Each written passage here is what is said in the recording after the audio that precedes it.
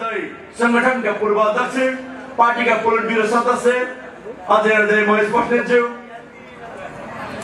सम्पूर्ण पार्टीका पोलिट ब्युरो सदस्य कमरेडहरू, पार्टीका केन्द्रीय कमिटीका सदस्य, संगठनका पूर्व अध्यक्ष, नेकपा एमालेका केन्द्रीय सदस्य, आदरणीय इन्चार्ज कमरेड राज्य पहाडीज्यू, पार्टीको महत्त्वपूर्ण केन्द्रीय आयोग, केन्द्रीय कमिटी, प्रदेश कमिटीमा बस्नुहुने सम्पूर्ण आदरणीय नेतागणहरू, संगठनका उपाध्यक्ष कमरेड महाराज गुरुङ विनय शाह, महासचिव कमरेड महेश चौलागाजी, पार्टीका जिल्ला कमिटीका अध्यक्ष पदाधिकारी लगायत विभिन्न महत्त्वपूर्ण जिम्मेवारीमा रहनुभएका जनप्रतिनिधि रहनुभएका सम्पूर्ण उपस्थित पार्टीका आदरणीय नेतागणहरू, जनसङ्गठन विभिन्न जिम्मेवारी लिनुभएका र लुम्बिनी प्रदेशको 12वटै जिल्लाबाट आउनुभएका तमाम युवा कमरेडहरूलाई हार्दिक अभिवादन, हार्दिक नमस्कार गर्न चाहन्छु।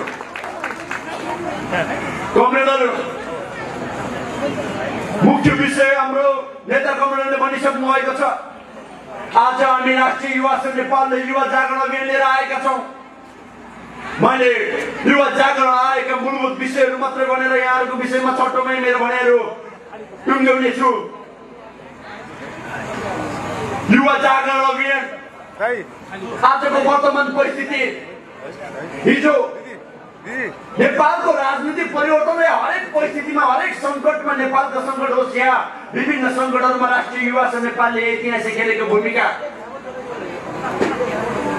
हरेक आपद विपदमा राष्ट्रिय युवा संघ नेपालले गरेको भूमिका र गरेको संसेवकीय काम, चाहे 72 सालको भूकम्पले आघात परेको नेपालको जनजीवन र त्यो बेला नेकपा एमाले दिन रात नभनी पुनर्निर्माण गरेको र जनताको मलमपट्टि लाएर फेरि जनताको त्यो बेलाको गुमेको सागलाई बचाएर आएको इतिहासको बेला राष्ट्रिय युवा संघ नेपालले खेलेको भूमिका किन नहोस्, चाहे 72 मा हामीले सम्मान गरेको त्यो अमानवीय नाकाबन्दीको कुरा किन नहोस्, 10 वर्ष अगाडि तपाईँहरूले फ्ल्यासब्याक हुनुहोस्, त्यो नाकाबन्दीले नेपालका कुनै पनि दलका कुनै पनि नेताले नाकाबन्दी भन्न नसकेको बेला यही पार्टीका श्रद्धेय अध्यक्ष केपी शर्मा ओलीले प्रधानमन्त्री हुँदाखेरि नेपाली जनताको, नेपाली नागरिक हुनुको छातीले गौरव, छातीले चौडा हुने गरी यो नेपालको विरुद्धको नाकाबन्दी हो र मेरो नेपाली जनताहरू नाकाबन्दीले आघात पुगेको बेला म राज्यको कार्यकारी प्रमुख प्रधानमन्त्री हिसाबले भारत भ्रमण गर्न सक्दिनँ भनेर त्यो बेला राष्ट्रियताको एउटा ओतप्रोतले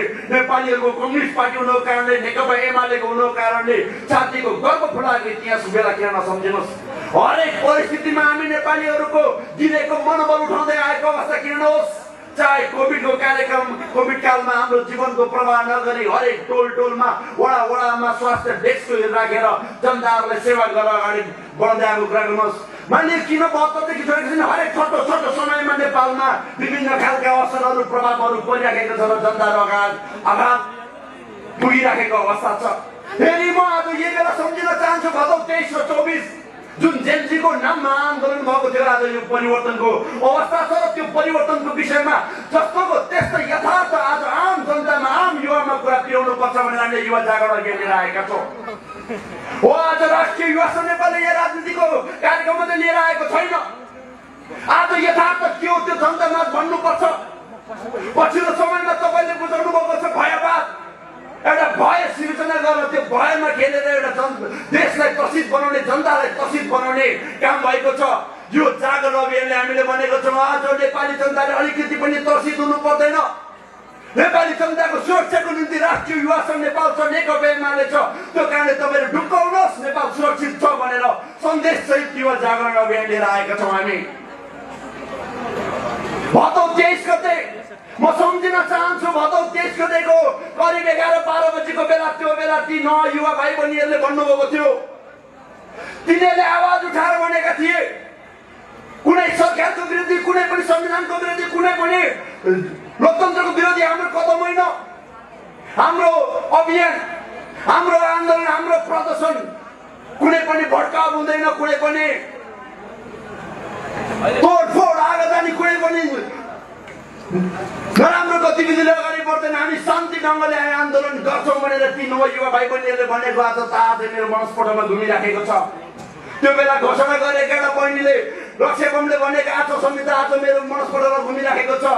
हो साँच्चै नै नयाँ आवाज उठाउने भएछ र त्यो आवाज के भ्रष्टाचार विरोधीको विषय उठेको थियो। राजनीतिमा जवाफदेहीको विषय उठेको थियो। विभिन्न आवाज हामीले ती युवाहरूको आवाज सुनेका थियौँ।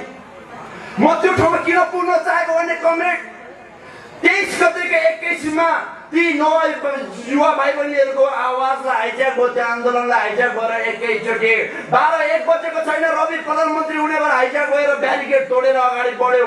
राजा फर्काउने नाममा हिमाली ट्रस्टबाट परिचालित भएका गुण्डाहरूले एकैचोटि ब्यारिकेड तोडेर अगाडि बढ्यो। प्रचण्ड प्रधानमन्त्री हुने नाममा एकैचोटि निषिद्ध क्षेत्र तोडिएर संसद भवन आक्रमण भयो। अनि आन्दोलनमा घुसपेट भयो। अलिकति पनि आज यथार्थ बोल्नै पर्छ, जे हो त्यो भन्नै पर्छ।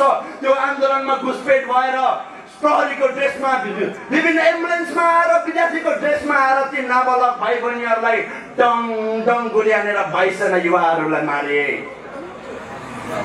तपाईँ हामी 23 गते रोएको थियो, देश 23 गते रोएको थियो।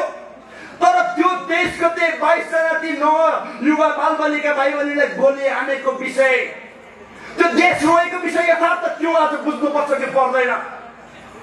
हामी रोएको थियो, देश रोएको थियो, तर त्यो षड्यन्त्रका साथ भएको थियो। र म यो सुशीला कार्की सरकारले भन्न चाहन्छु, त्यो सरकारको गोली हो कि होइन, त्यो षड्यन्त्र बोको थियो कि थिएन, त्यो गोली त्यसरी कसरी प्रयोग गर्यो भने आजसम्म प्रयोगशालामा टेस्ट गरेर कम्तीमा छानबिन गरेर रिपोर्ट निकाल्ने आँट गर्यो छैन। सत्य निकाल्ने छैन। तत्कालीन प्रधानमन्त्री केपी शर्माले तत्कालीन गृहमन्त्री रमेश लेखकले हामीले आदेश दिएको होइन भनिसक्दा पनि एउटा प्रयोगशालामा लगेर सरकारी गोली हो कि होइन, षड्यन्त्र हो कि होइन टेस्ट गरेर रिपोर्ट निकाल्न नसक्ने नाकाममा यो सरकारबाट हामीले अलिकति पनि आश गरेको छैन। र हामी ढुक्कको साथ भन्न चाहन्छौँ त्यो षड्यन्त्र थियो, यो देश विरुद्धको घेराबन्दी थियो। केपी शर्मा ओलीले राष्ट्रवादी राष्ट्र प्रेमको काम गरेको कारणले हामी ढुक्कको साथ भन्न चाहन्छौँ, नेकपा एमाले र नेपाली काङ्ग्रेसको संयुक्त सरकारले गलत काम गरेको कारणले त्यो आक्रमण भएको होइन। यो देश विरुद्धको लुसिफरहरू, यो देश विरुद्धको षड्यन्त्रकारीहरू, विदेशी दलालहरूले देश विरुद्धको गतिविधि अगाडि बढाएर आक्रमण भएको कुरा हामी ढुक्कसँग भन्न चाहन्छौँ। र ती नाबालिग बालिकालाई मारेर भोलिपल्ट 24 गतेको तयारी भएको कुरा हामी ढुक्कसँग भन्न चाहन्छौँ। आज यदि यथार्थ बोल्नै पर्छ, यदि 23 गते केपी ओलीले राजीनामा दिएको थियो भने 24 गते आगो लाग्दैन भने भाष्य बनाइएको छ। यो गलत भाष्य बनाउन खोजिराखेको छ।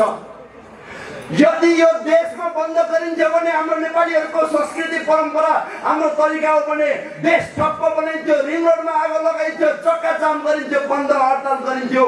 तर 24 गते 1 बजी केपी शर्मा ओलीले राजीनामा लेखेपछि हेर्नुहोस्, देशको प्रणाली ध्वस्त बनाइएको छ। भ्रष्टाचारीहरूले अगाडि अगुवा गरेर देशको अकेर आयोग जलाएका छन्। ठुल्ठुलो भ्रष्ट तस्करहरूको अगुवाई गरेर सर्वोच्च अदालत जलाएको छन्। यो देशको प्रणाली जलाइएको छ। कार्यपालिका, व्यवस्थापिका र न्यायपालिका सम्पूर्ण प्रणाली ध्वस्त बनाएर अगाडि बढाइएको छ। देशका ऐतिहासिक दस्तावेजहरू त जलाइयो, सिंहदरबारको डेटाहरू दस्तावेजहरू जलाइएर डेटा विदेशीलाई बेचाएर सिंहदरबार जलाइएर ठुलो हेरेर बस्यो न।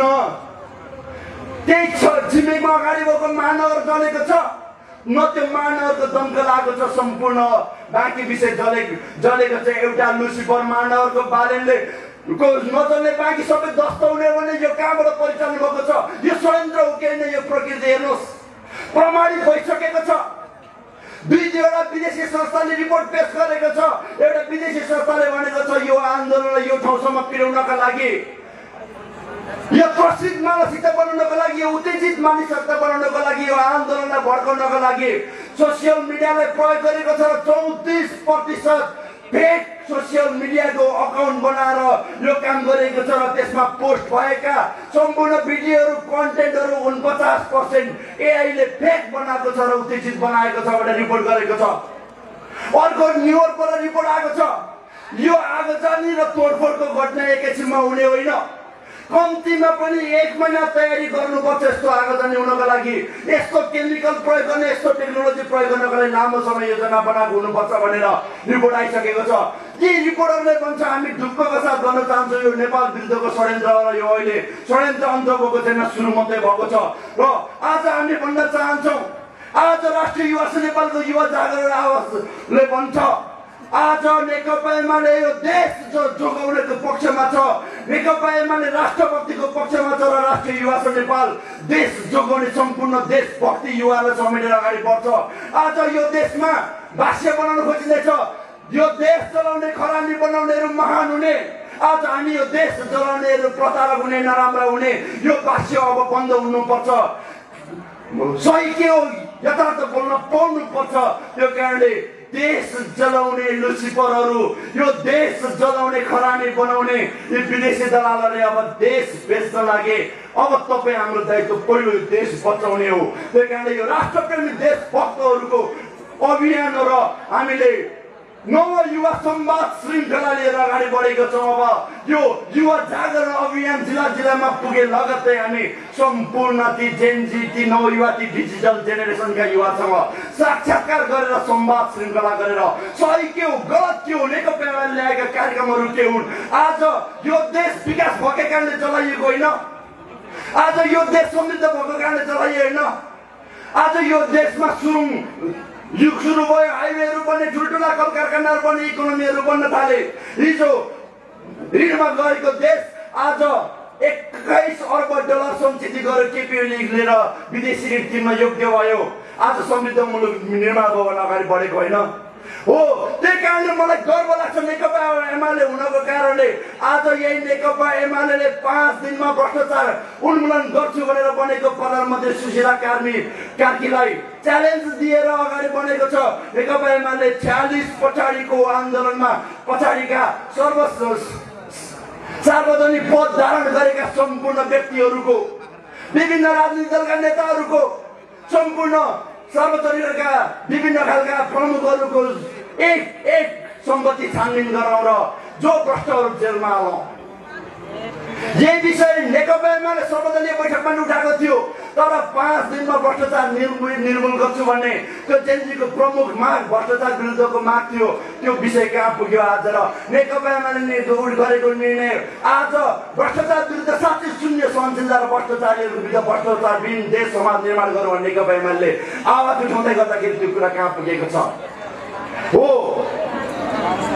त्यही कारणले हामी भन्न चाहन्छौँ, आज यो बेलाबाट जगरण सभाबाट हरेक प्रदेशको युथ फोर्स निर्माण गर्नेछ, हरेक युवाहरूको आवाजको सारथी बन्नेछ राष्ट्रिय युवा नेपाल, आवाजबिनहरूको आवाज बन्नेछ राष्ट्रिय युवा नेपाल। हजारौं प्रहरीका लुटिएका हतियारहरू बाहिर छन्, न हतियारहरू पक्रिन्छ न कैदीहरूलाई भित्र राख्छ।